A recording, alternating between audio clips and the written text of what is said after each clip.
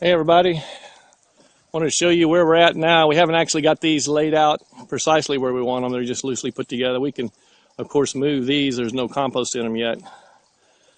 Teresa requested to have 18 inches between the ends here. That way she can get back here. We're going to put trellises on this sides, and so that she can get back here and reach up and harvest. The last video, you saw how I dumped the compost in here. I want to show you a little bit about the compost that we put in here in our garden structure and how the depth that we used here.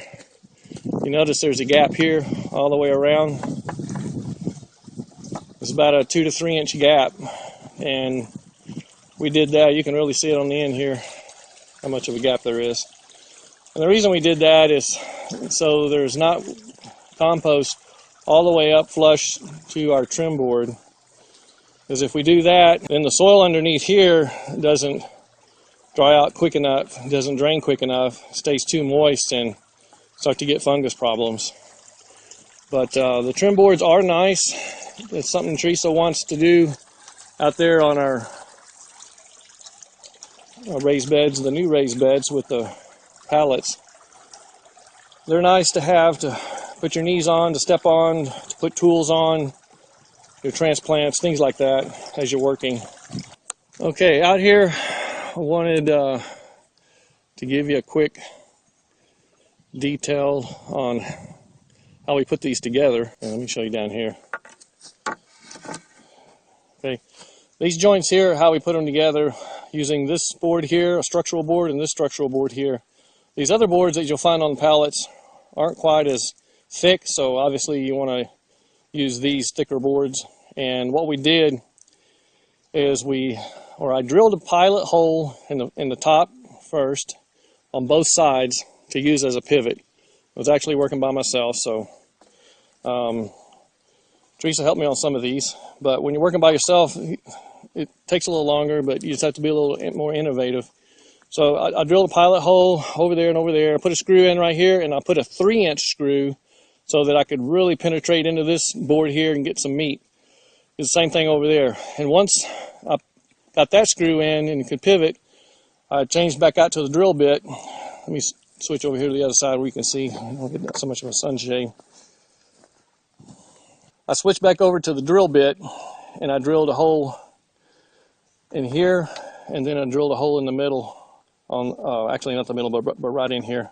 So you got these two pieces together. And then, like I said, those are 3-inch. That's 3-inch screws. And just for grins, not necessarily my OCD kicking in, but I think you can see this screw over here. What I did is I went ahead and put a screw in through this board into the main structural board. I did the same thing over here on this side. That's a 2-inch screw. Maybe not necessary, but just a little extra strength.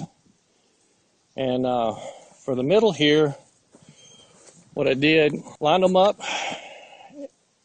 I drilled pilot holes again, and then when I came in with my screws, I put one 3-inch screw here going this way, a 3-inch screw up here going this way, and then a 3-inch screw down there going that way. So you're just alternating.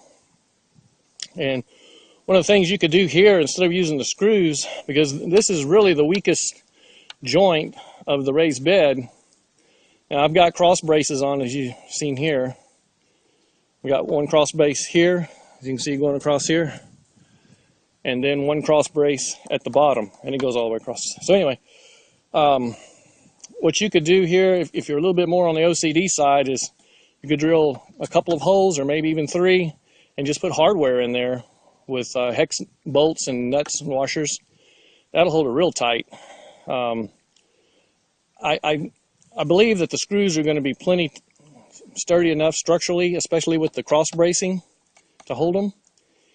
So I didn't do that, I just used 3-inch screws. And the 3-inch screws, of course, they go right all the way through, just barely extending out through this board. So they're pretty stout. But anyway, appreciate y'all watching. And let me back up here again, you can see the whole thing.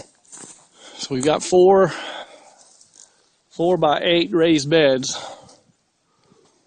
and we're going to put another 4x8 raised bed right here going this way, because we want to keep a little distance between the berm and here so I can get my tractor through here to shred. Plus this area back here gets the wettest on our whole property, so I want to kind of stay away from there a little bit. Appreciate y'all watching. Appreciate your support. If you like this sort of thing, stay with us. We're going to be doing more projects, catching up on some of the projects we've already done, documenting those. Look through our videos, check them out. Be sure to share them on your social media.